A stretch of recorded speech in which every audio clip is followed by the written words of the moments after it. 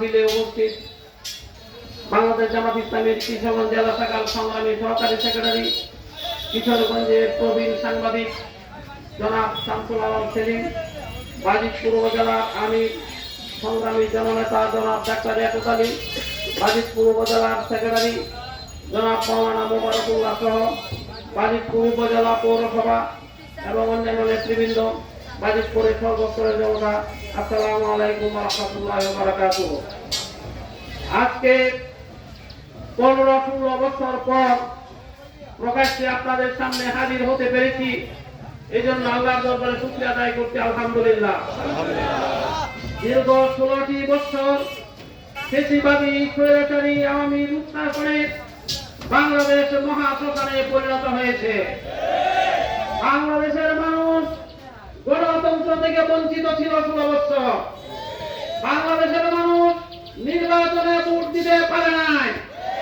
দিনের ভোট রাতে নিয়ে তারা নির্বাচন করে ক্ষমতায় বসে জনগণের উপর স্টিমরোলার করেছিল। আওয়ামী লীগ একটি ফ্যাসিবাদী দল, আওয়ামী লীগ ধর্মহীন দল, তারা ধর্মে বিশ্বাস করে না, ফ্যাসিবাদী কায়দায় রাষ্ট্র পরিচালনা করেছে। অতীতে আওয়ামী লীগ যখন এই ক্ষমতায় ছিল তখন তাদের ক্ষমতার সময় দুর্ভিক্ষে লক্ষ লক্ষ লোক মারা গিয়েছে।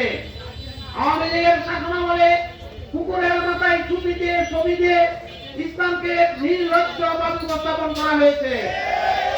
আওয়ামী লীগ শাসনের সময় বাবার হাতে ছেলেকে হত্যা করা হয়েছে। আওয়ামী লীগ শাসনের সময় আমরা দেখেছি 4টি পত্রিকা রেখে সকল পত্রিকা বন্ধ করে দেওয়া হয়েছে। গণতন্ত্রকে নির্বাসনে দেওয়া হয়েছে। এদেশের মানুষের বাক স্বাধীনতা ছিল না, ধর্মীয় স্বাধীনতা ছিল না। এদেশের মানুষ মোটা কাপড় মোটা ভাত খেয়ে বেঁচে থাকতে চায়।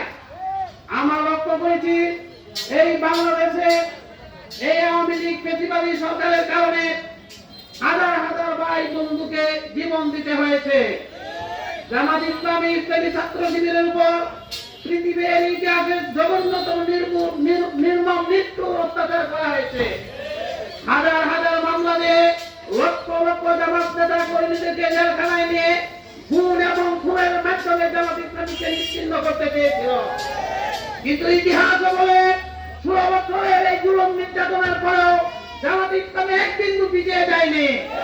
ইসলামী ছাত্র শিবির এক বিন্দু পিছিয়ে যায়নি, বরং এগিয়ে গিয়েছে, এগিয়ে যাচ্ছে।